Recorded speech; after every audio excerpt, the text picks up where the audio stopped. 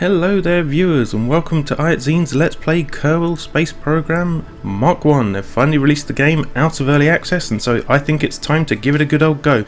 My name is James. Today we are going to be seeing if we can't get to the moon. Right, we'll get as close as we can, get as far as we can. Naturally we're starting empty file, basic principles. So let's get started, shall we? I'm so glad they brought it out of early access. Now so many more people will be willing to give it a try, and it is such a good game. Right, let's get started. I haven't got any saved files because apparently they were all deleted or reset, probably by me at some point when I got frustrated. Right, player name James, like I said. I'm not going to play Sandbox. Sandbox has everything unlocked, so you can just play about as much as you want. Unfortunately, that means there's no progression or a lot less learning. The science mode, it sort of directs you, thanks to the science purchasing upgrades. It makes you slowly build up and learn the parts as you go, rather than just starting with all of them, and it's a bit overwhelming for that. Career mode, on the other hand, has tasks and missions for you to complete, and last time I played it, I was overwhelmed again because there was too much to try and do at once. So yeah, I'm going to just play science mode for now. We'll maybe move on to career mode later, once we have a better understanding, a better handle on how to do things. I have landed on the moon at least once. But let's give this a start from basic principles in this new full release mode. Good on you, Kerbal. Good on you, squad. Right, nice to meet you. I'm Gene Kerman, Flight Director, and your guide for this quick introduction. This is the Space Center. From here you can manage all aspects of space program. Feel free to have a look around. Hold the right mouse button and move the camera, or use the arrow keys. Right click over the Space Center facilities to view more about them, and left click when you're ready to head inside. If you need more information, check out the training section on your main menu. Thanks, I've got it. Right, first things first, map room. Hi again, this is your tracking station facility. In here you can view all of the solar system as well as the current positions and trajectories of ongoing missions. When you have missions in progress, you'll see them listed in the panel to your left, as you'll be able to take command of them from the screen. Sometimes contracts may require specific destinations in orbit from the surface. Those will be visible here. Luckily we won't have to because we're not in career mode. That makes it all more complicated. Luckily we don't have to. Lastly, if you want to see the same map view during flight, just hit the M key, not the L key or the O key or the K key, as I haven't been known to in the past because of other games teaching me it's random different keys for the map, despite the fact that the M is actually the key that you would expect because it is the correct letter. But still, moving on, there's the science building here. We start with very, very little to build a rocket with, but it is enough to begin learning science. As we build up more science, we can unlock more pieces, and in order to get to the moon we're going to need at least some of the somewhat later rocket engines. A solid fuel booster would be nice. Is that Rockamax? No, there should be some Rockamax equipment around here somewhere.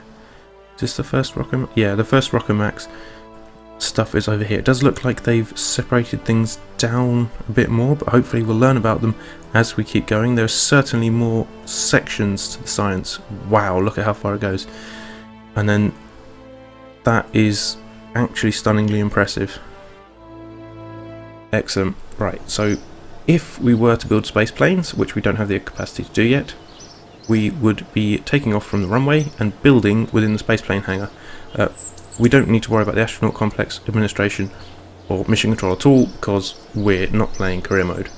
But instead we're going to be taking off from the rocket pad and building within the rocket assembly building. Hello, I'm Werner von Kerman, Chief Rocketry Engineer. This is where the vehicle assembly building. Here is where we build spacecraft and later roll them out to the launch pad for flight. Pretty impressive, isn't it? On your left you'll find components to construct your own spacecraft. Select a starting part and then attach others to it to build a ship. You can then have a look around with the right mouse button or the arrow keys. That's it really. It's not as if it were rocket science. Yes it is, and you're actually missing out a whole bunch more explanation, like snapping things to directions and rotating them and all sorts, but never mind. Like fuel and struts and, you know, releasable parts. Anyway, we'll get to that in due time. Anyhow, if you need more in-depth explanation on how to build, have a look at the training section in the main menu. Got it? Okay, good. Right, first you have to start with a pod because that is where your astronaut will sit, and everything builds outwards or upwards from there. Then you can move it around by clicking and dragging. Then scroll wheel goes up and down. Right mouse to rotate, and Is it shift? Yeah, shift and mouse wheel to zoom in and out. Should be X to change the symmetry mode. And yeah, C to change angle snap. I prefer it on angle snap, and I prefer it on, well, no, I change the symmetry based on what I need. Right, fuel tanks, we don't have any yet. Engines, we only have one. The Flea, the tiniest solid rocket booster, it will burn and then burn out. That is all we have. Luckily, they've got an engineer's report involved now, so it gives you hints, which is beautiful. Right, struts, we don't actually need any struts because we haven't got any separate parts connected to it. Parachute, there is only one, so I'd say this first rocket is pretty much designed for us, except for how much science we give it. Right, we are going to want a pair because we want to keep the thing as balanced as possible in flight. 2 also gives us enough science before we have diminishing returns on our science. So I'd say that's a pretty good, nice, balanced rocket design. We should be able to turn on the center of thrust and see that it is balanced within the center of the rocket. Center of lift, again, that should be the same. We don't actually have any lifting surfaces, so there shouldn't be anything there. And center of mass just shows you where the middle is and where you'll be steering from. So we can see that that's fine. So let's name this. I know Pod 1. Well, no, Science Pod 1. Pod Mark 1. Yeah, there we go. That sounds even more sciencey, doesn't it? Right, so we'll save that. And launch. Love the music. Time warp 1 times. Right, now we're settled on the landing pad that we have no structural support because we don't haven't unlocked any of that, and I've just realised that we haven't actually separated our stages, so we're not going to be able to launch like this. It's not going to work. So revert flight. We can go immediately to the assembly building from any stage during the flight, which is really helpful, and go, oh dear, well, now we can add a stage. Now we want the rocket to go first. Hold on. Staging's the other way around, is it? No. Staging's bottom up, if I remember correctly. So we want the rocket to go first, and then the final 0th stage to be the parachute. So now, save again, and no, not exit, Jesus.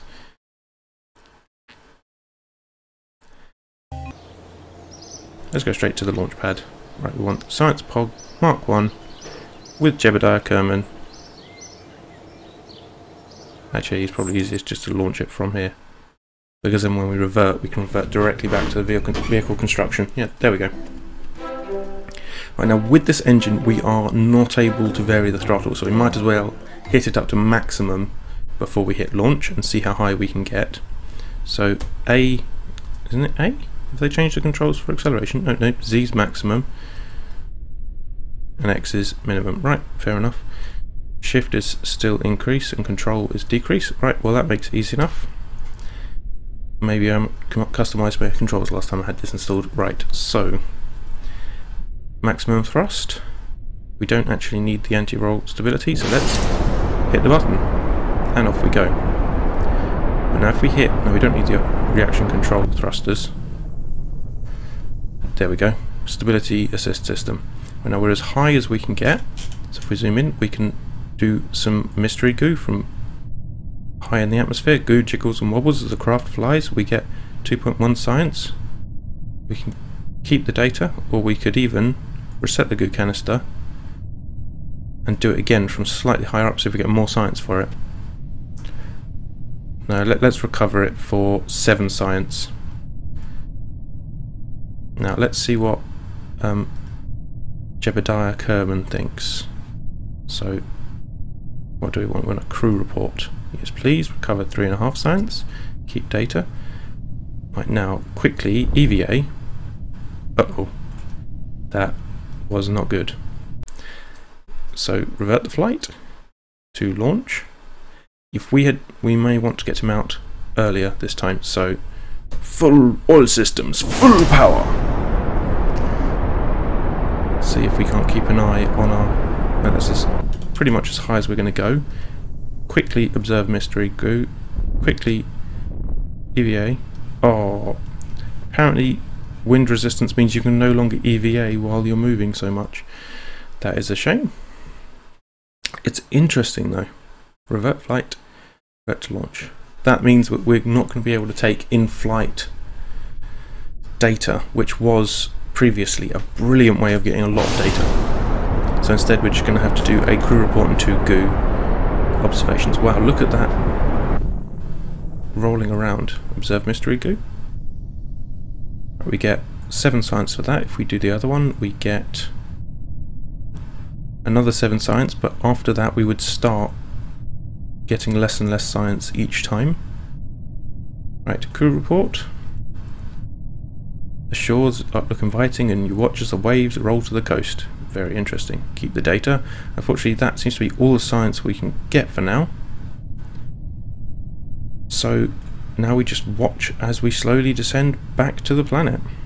I don't think we can EVA. It looks so invitingly like we're stationary in the air just for a few moments, but we don't have long enough to get back in. We ought to turn the stability assist system back on, which we use the reaction wheels, which are the magical electronic only stability system to keep us in whatever attitude we set ourselves. At some point we're going to have to press space and unleash the parachute, but I don't think it has to be just yet. We might as well watch the world go by. I can't remember what the key commands are to increase the warp, but whoop. It's certainly not a good idea to increase the warp. Sorry, that was my phone. It's certainly not a good idea to increase the warp while parachuting near the surface, because you are quite likely to crash into the surface. So let's increase.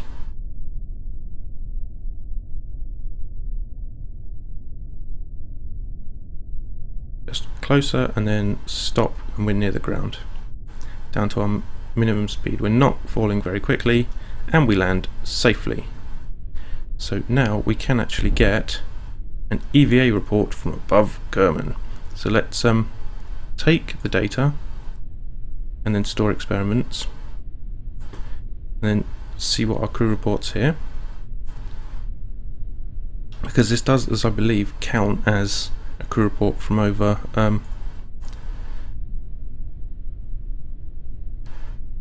so now climb out and we can take a report from the surface. So for example,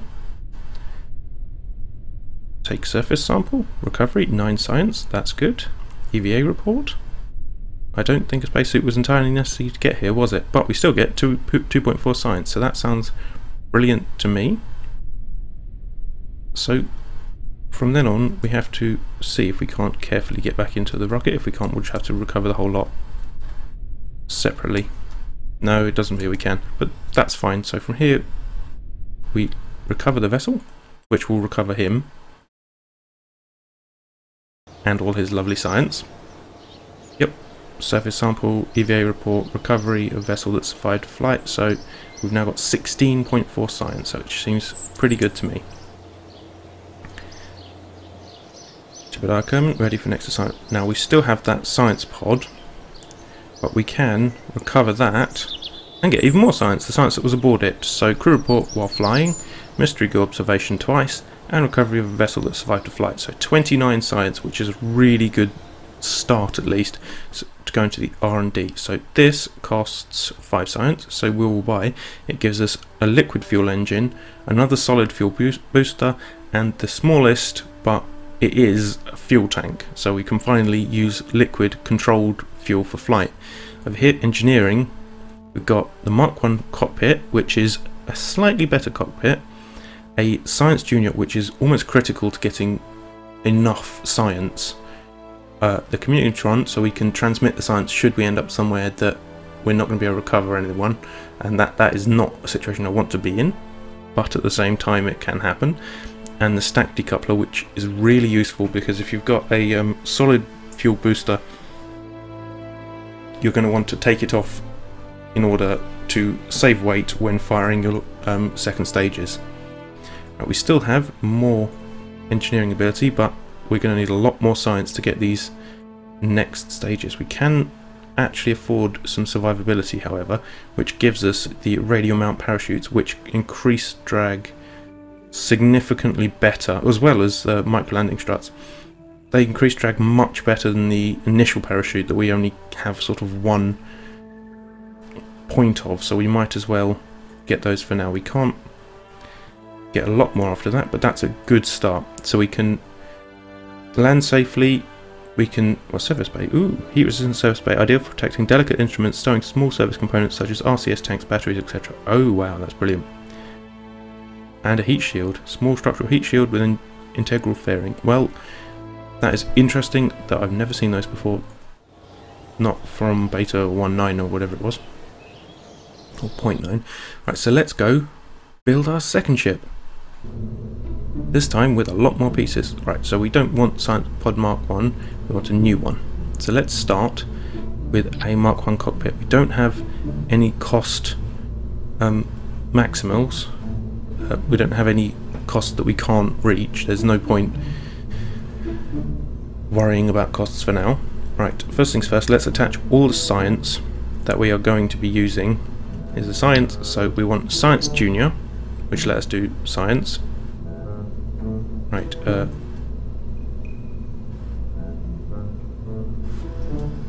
how do we rotate?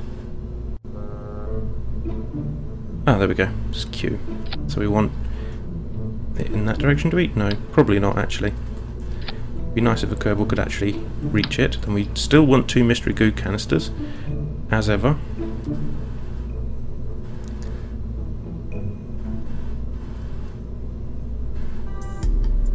So we want them mirrored in that direction, so and facing the correct way around. There we go. So we'll just attach them to the. Actually, we can probably attach them either side of this. So if it's facing that way, then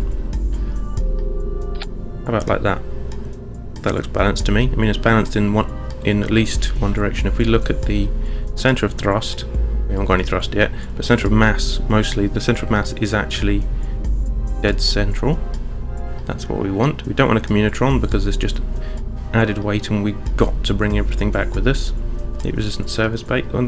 That's interesting. Micro landing strut, we will certainly be using those, except we will be using 2 parachutes this time. Let's turn off the center of mass. Mirrored either side so that we have the most delicate landing we can. Remember, we don't have to worry about costings. Right, what do we have aerodynamics wise? Well, no, we're not going to be re-entering because we're probably not going to make it high enough to need to. We've got 2 solid fuel and a liquid fuel. Do we have the stack decoupler? Yes, we do. So, first things first, let's put the only fuel tank we have.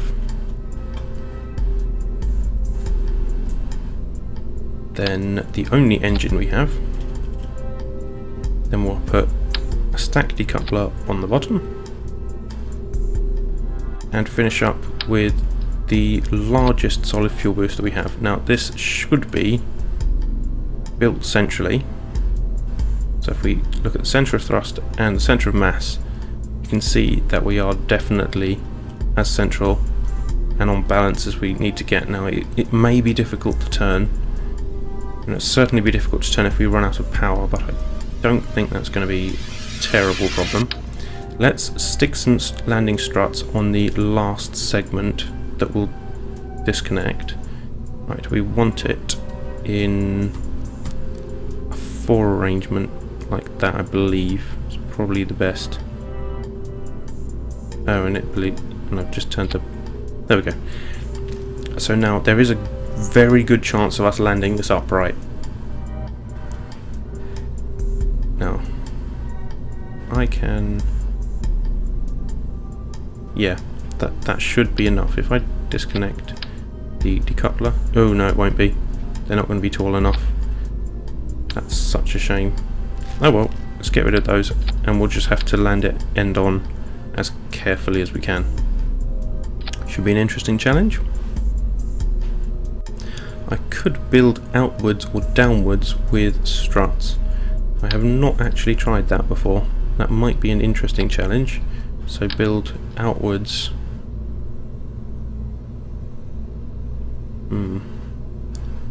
How would we attach it to the bottom. Can we clip those through each other? Something like that? No, it's not. Doesn't appear to be able to clip like that. That's a shame, because we could have strutted all the way down. But never mind. We'll just have to land it end on. That'll be interesting. So we'll call this Science Pod Mark II.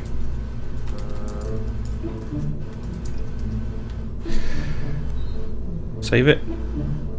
Right now, staging looks fine. We've got the solid rocket, then we separate liquid rocket, double parachute for landing. We've got enough science, don't have any extra power sources, which would be nice so that we don't run out of reaction wheel control, but that will be as it may be. Save. Oh, not exit. I keep clicking exit thinking it's the launch button. Well, never mind, it's not the end of the world. If trying to launch a rocket incorrectly was the end of the world, that would be a massive overreaction. And here we are on the pod. Right now, I am going to want maximum power on our liquid fuel. When we reach that high, we want to get as high as possible in order to get as much height science as possible. Then we'll explore with the science landing safely in places like the water. In fact, yeah, no, we don't have enough science on board to get both height science and water science, so let's do one then the other. We can probably do both with the same rocket. So off we go. Right now, is it the R key? No, the T key for stability, anti-sickness control, as they call it. Very useful. Jebediah seems in good spirits, going as high as we can. Solid fuel out, so space to release, and then again to launch our liquid fuel, getting as high as possible before we do any of the science we're going to need. Right now we've got as much height as possible. Observe the mystery goo. Nope, we're not high enough. At least not set goo canister, so observe the mystery goo now. Have we changed height? Nope. Can only keep trying this until our height counts as a... There we go, new science right now. Quickly do as much of the science as possible, keeping the data. Crew report. So anything else we can do science at this stage? Not really. If we do an EVA, we are going to be in trouble, because even at this height there's probably high winds, assuming that that's something that the game has now modelled. Can we roll from this? Yes, we can. So hopefully on our descent we can make our way back towards the water, try a splashdown landing. I believe that we may have that much control, but unfortunately we don't have any more fuel, so we're about to find out, aren't we? At least from Jebediah's perspective, we're the right way up. That does look pretty, doesn't it? Looking down on the world like that. Right, so we are now coming back towards the surface. I don't know if this... I mean, this game has very accurate flight models, so we should, by taking this attitude, be able to gain lateral acceleration, but I couldn't swear to it. And the question is, am I going to pussy out before we get close enough to have earned any? Ooh, we're going to have to... Wow. Even with the stability control system on, the air is just too strong. The air currents are too strong. Yep. That's not going to help any, so we're just going to have to wait, speed up the process of falling. Down we go. And release our double parachutes. Now that should slow us down. Yep, 5.9 meters a second. That is brilliant. Accelerate down towards the ground. Found the controls. It was full stop and comma. Now we don't want the physical interactions to cause us to crash when we reach the ground. That would be quite terrible. Right, so now we can EVA holding onto the outside. Careful fella. We can take the data and then store the experiments. Then we can do another crew report, hopefully. See if that gets us anything, and then see if we can't do an EVA report. Yep, this is worth another 5.6 science, because this counts as flying over Kerbin. Who would have thought? Right, store experiments, take data, store them again. For some reason that helps. And then we can board, and this time we can recover the entire vessel and get all the science all at once. So let's see how much we end up with. 48, that's pretty brilliant for one mission. And the next time we're going to be in the water. So, next, yep, we recovered him successfully. We can go into the science building, we can buy some more. So what are we going to get? The general rocketry, because we would love to have the largest solid booster, the most powerful engine, and a better fuel tank. That's sort of critical to our mission. And stability, it is so useful to be able to radially decouple, because you can use some solid fuel boosters that you then ditch out the side, and some small nose cones for more maneuverability. Considering we don't have a parachute on the nose, it would be quite helpful to have a nose cone instead. So let's take those. We've still got 10 science left. Unfortunately that's not enough to get any of the next stages, but it's a ways towards it, isn't it? Next rocket. And like I said, we can probably do the next research just with the rocket we already have. There's not a lot of reason to build using these next components, except possibly, no, even the rocket doesn't even need a nose cone, because we're using the better, we could use a better, brighter secondary fuel tank. So let's get rid of this absolutely minuscule one for ants, and instead put in one that's a lot better in its place. Right, now, engines. We just right now, which one is the one we've actually got? Nope, no, I don't. I want to leave it connected and then remove the decoupler to see the engine. So it looks like we might have the bigger one of the two. Is that right? It's really hard to tell, in fact. Yeah, we've definitely got the bigger one of the two. So the difference is max temperature 2000 degrees, max thrust 200, that one's 215. What's its? Takes electric charge 7 a second. It should liquid fuel 6.557 a second and oxidize at 8. So what does this take? 5 and 7. So it does take less fuel a second, so that's probably why it's a more efficient engine, even if it's got less overall power. So let's have the more efficient engine attached. Got more fuel this time. And let's stick some fins on it to look badass. I mean, come on, we might as well. We'll stick them on the section we're going to ditch in the sea anyway. You can actually, should you want to, recover these sections using parachutes, but I can't be bothered, so never mind. That should give us some more stability as we're taking off. These aren't canards, so we can't actually turn them, but they should give us direct lift, at least. Well, assuming the game hasn't changed too much since I last played it. Radial decoupler, we don't really need that yet. We don't need to go too high because we're trying to reach the water.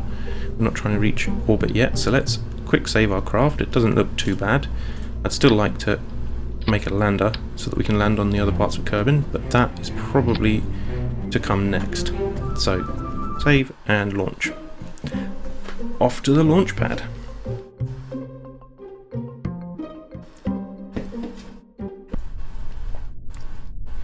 Oh yeah, here we go. Mac, all systems full power. Sorry, I keep quoting Dr. Eggman / Robotnik there. Right, we want stability control off from the get-go. And hit that. And it's just now a case of waiting. We can sit in the cockpit and watch, but it does seem a little bit more boring to actually be in his seat than it is. Wow, that's going to make me feel sick. Right, so that's that stage gotten rid of. So space to detach it, and then the less. Ooh, wow, that is exactly not what I wanted it to do, but we have lost a lot of control. We're trying to get over towards the water, thanks. Well, I believe we've changed our trajectory enough, if we look on the map, that we are going to land in the sea, so that is perfect. However, thanks to the amount of power I was outputting when I started turning, we flipped over like a crazy person. Never mind. So now we just have to wait till we land in the sea. The easiest way of doing that, fast forward. Yep, as it says, physics can affect the structural integrity. Don't do it when you're still near land. Right, now we're supposed to be landing in the sea, but it would seem to me we don't actually have enough lateral velocity for that anyway. No, so revert to launch. It takes a few trial and errors. I wasn't going to let Jebediah die. Well, no I wasn't. No, I didn't do. So maximum power on that way, and we're just going to add a little bit of sideways velocity from the get-go this time. We haven't got the world's strongest reaction wheels, but we haven't got any add-on reaction wheels to give us more control. So now we get rid of those, and this time we've got to be very careful. Whoop. Yeah, the problem here is that our centre of mass and our centre of thrust aren't doing all that well. I think we need stronger reaction wheels. I might go back to the other smaller pod.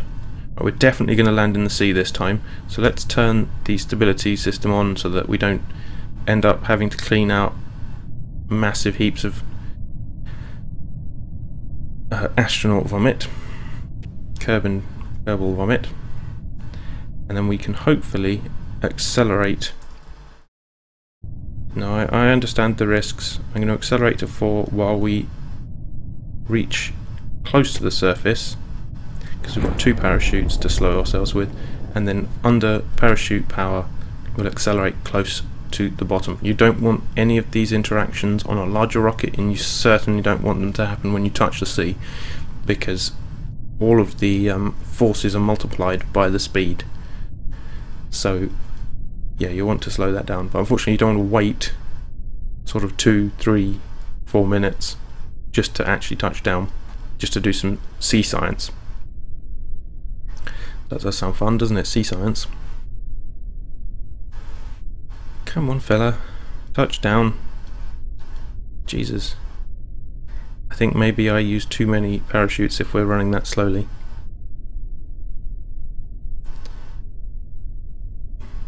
$20, $10, $0. And we're down. Right, let's see if we can roll over to a state that Jebediah is happy with. Yeah, we can't actually roll any further, so he's going to be drowned if we did try and EVA him. That is not good. Actually, no, he might survive. We're about to find out. We can always relaunch the mission. Observe mystery goo. The goo escapes into the water. Yep, that's science, that is. Does it do the same? Yes, it does. It happens every time. Wow, that's actually science. Right, now the materials bay. Expose the samples. We get 10 science for that. Let's do a crew report from the water. The crew's assessment. Log that. And then we'll try and EVA without drowning. Right, so space, let go, because we don't want little fella to drown. And we want to take an EVA report. Keep the data. And have him grab onto the rocket. Can he do another crew report? store experiments, take data, and then store experiments again, and then see if we can't board. Nope, doesn't want to board. Let go then. Nope, doesn't want to board. So let's recover the vessel, and then, which is actually just recovering Bob, and then recover the vessel again, so we get the rest of the science. Recovery of a vessel, so 1 data, because it was just him. Right, now if we look in the distance, we can actually see the science pod and we can recover it from here. We didn't actually go far enough, and that's where our science comes from. We get 30 science from doing that. We do want to actually land in the mountains, so for that we're going to need some landing struts, some actual proper feet type landing struts. Ooh, they've got landing gear now. Now that is interesting. That is in fact wonderful. And now we've got Stay Putnik. Oh, it's a satellite. You've got rechargeable batteries. Ooh, and a thermometer. Now, thermometer gives us even more science we can do. So batteries and a thermometer could be quite critical to our long-term science. Unfortunately, we still don't have enough science, so we're going to have to maybe go do another high launch mission or land in the mountains carefully with our current setup. Barometer. They must have moved the landing gear. Yep, there's landing gear, and there are the landing struts. So the proper landing struts require both aviation and flight control. Good to know. Annoying, but good to know. Right, so close this, and let's build out sort of the best planetary exploring rocket we can build. Let's start again. So, new. Right, I'm going to use the command pod again, because this one didn't seem to have as much reaction control as the other one did. I don't know why. I certainly felt like I had more control with this one. Zoom in a bit. Fuel tanks. We definitely want the larger of the 2 fuel tanks. In fact, we could go for 2, but if this is going to be the lander stage, we only really want 1. Which one of these has a longer burning time? That has 200 with 215 in a vacuum, so that has 168 in air, but it definitely takes less energy overall, so let's use that. We should get more out of it in the long run. We could actually strap together 2 fuel tanks, but I don't think that's really worth it. So instead, we've missed the science, haven't we? Always need to keep the science and the pod together so we don't lose them. Something that I am quite bad at remembering. So the pod and the science. Then mystery goo will stick to the side of the pod. There in a sort of mirror formation. To keep our balance again. Now we can stick that to the bottom of there. We don't have any more science we can add, do we? No. Transmitting doesn't add science. Do we have those nose cones? Would be aerodynamics, wouldn't they? Yep. Wow, that's a huge nose cone. What about this one? There we go. No, doesn't want to. Oh, I see. For some reason it's there we go. Looks a little bit silly. What's the difference between a nose cone and parachute? I mean, you might as well just have 3 parachutes, right?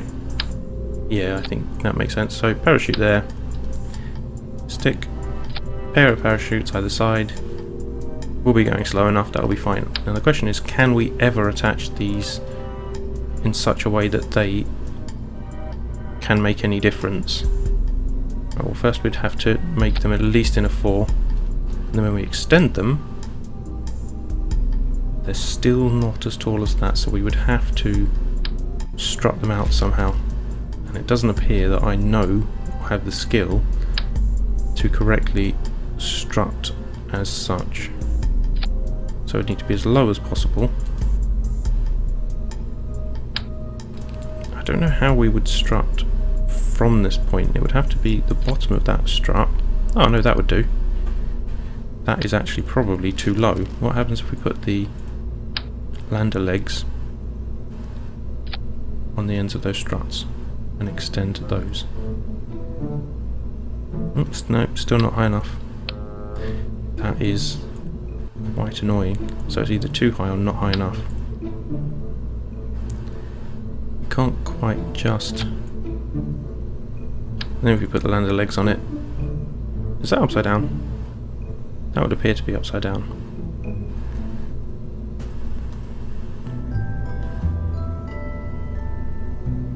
There we go. Right, now when they're extended, they actually have a wide base and balance. I don't know how badly that is going to affect what we do, but it's worth a go, isn't it? If we want a successfully stable lander. Without these struts, this strutting, well, without the lander struts, the main strutting couldn't survive. It would just break as it is. So we do need it in the arrangement we have, whether or not it's actually going to succeed. Now the stack decoupler, we stick below that section. Then we want the largest of the solid fuel boosters. And from there, we can strut out some more. Now if we go for 6-way struts possibly, this could be interesting. Actually they need to be somewhat in the middle. And then have the... Now this is going to be far more power than we should ever need. But hey, that's part of the fun of Kerbal Space Program, isn't it? So the order we've got things in, we currently need to put the liquid fuel engine there. We've got our landing gear. I'm sure I'm forgetting something. Winglets may be useful, I guess, but not on the lander pod, certainly. Perhaps if we stick one on each of those, give us some flight control with all this weight. I doubt it though. I'm not using radial decouplers, it seems a bit pointless at this phase. I think that's all the science we can fit on the ship, isn't it? I'm not even going to name the thing yet, because I'm entirely expecting the thing to explode. Right, now the one thing we can do that might make more sense is to add a nose cone to each of these so that they're at least aerodynamically stable, even if they're not in the long run going to work as well. Right, we've got all 6 of these. That should really be in the same group because we're just going to launch all of them at once. If we were decoupling, actually we could decouple the 6, so have... Yes, actually that might make a lot of sense. Let's get rid of that. So, radial decoupler. In about the middle. We stick that to the radial decoupler. Just low enough that it doesn't interfere with the rest of the craft. Right, so the middle one needs its own section. Yes, it actually needs its own section, thank you. These need to fire before they're decoupled, thank you. So we have these 6 fire, then we decouple them, fire the middle mainstay, then decouple, and then we can fire the landing control rocket, which we don't actually need because we have a metric ton of parachutes, but this should be interesting. Let's give this a launch. It's unentitled, but there's no point titling it if we're not going to succeed.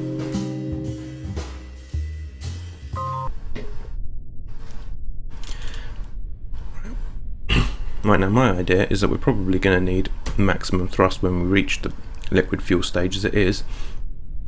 I'm going to make a trip to the mountains, which is to our left. So let's give this a launch. Well, that is step 1 passed. Step 1 being don't fall apart on the launch pad or before liftoff. We don't, however, have any significant control over our trajectory. I'm holding left towards the mountains and getting basically no result. Once these run out, how's our power? Solid fuel's running out, but electric charge is fine. Now we're out of that, and now we can get into the solid rocket. Now we're trying to gain direction towards the mountains without... Wow, we're still not. We're still gaining directly upwards. We must be at best countering the rotation of the planet. So let's go over a bit more. Yeah, we're finally heading towards the mountains. Now we need to cut our engines. Yes, thank you. I said cut our engines. Now I don't actually plan to land with a massive solid fuel booster attached. That would be silly.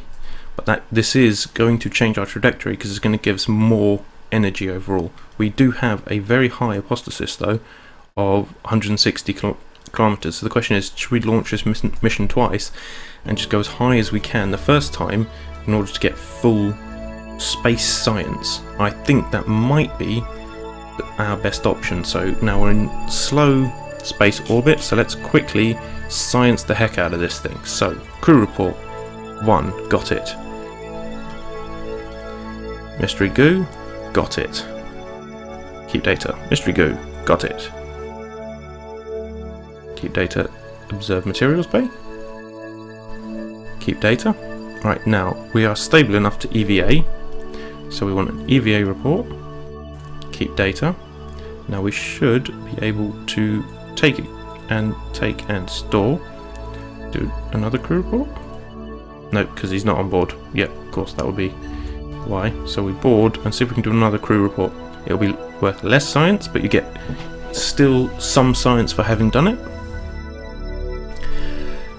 And we are now in the process of coming down again. If I look at the map, yes, we're on the descending axes. Now I don't know how this is going to work in terms of heat. I do suspect I'm going to have to fire our engines back up to maximum in order to slow ourselves as we enter the atmosphere, which is not something I've ever had to do before, but is actually very interesting to me. So let's wait till we start heating up somewhat. Yep, we're at nearly 1,000 meters a second. We're going to have to curtail that quickly, because if we don't, we're not going to enter the atmosphere in one piece. That would not be preferable. We can also extend the landing gear at this point, hopefully, because there's no point not to, unless of course they've caused the atmospheric rush of wind to cause an error. Right now that was a tiny tank and has just slowed us from 1,000 meters a second, but we are going to be in trouble if the parachutes aren't enough. We've got 3 of them. Now they're triggered, but they're not released. They will release automatically when we enter thick enough atmosphere. There we go. And now we just need to wait on our glide down. It looks like we're entering a sea-based landing, which is a shame because I wanted to test our landing gear, but it's probably a better thing that we didn't assume too much. I didn't assume I was going to hit those mountains when I dropped the solid rocket booster, because otherwise we'd have been in trouble. I'd have been wrong. I don't mind being wrong, but it's not terribly interesting video fodder, I don't think. Hey, maybe you want to watch me be wrong. Maybe I should make a video of Zine plays things wrong. Could be entertaining. Right, is this as fast as we can go? Yes, it is.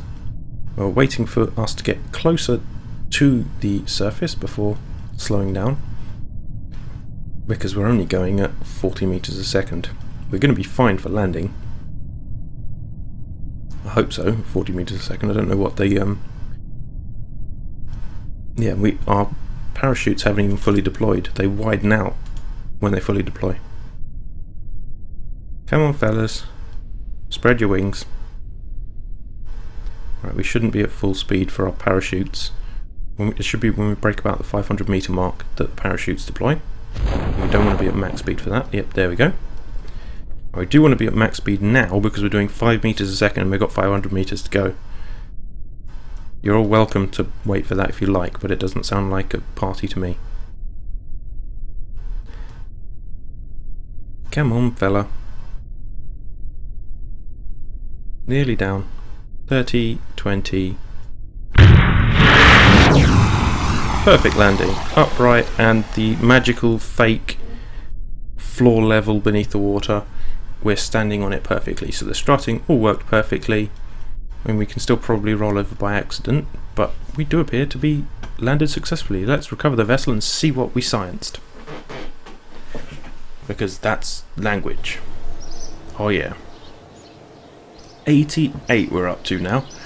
Was that received? Yeah, we received 88. So crew reports, space near Kerbal, EVA from above the Highlands, material study in space, goo in space, we've got 2 of them, and recovered a vessel after suborbital flight. I'd say that was all very well done. Let's buy the science for the next stage, and then I think we'll end it there for the day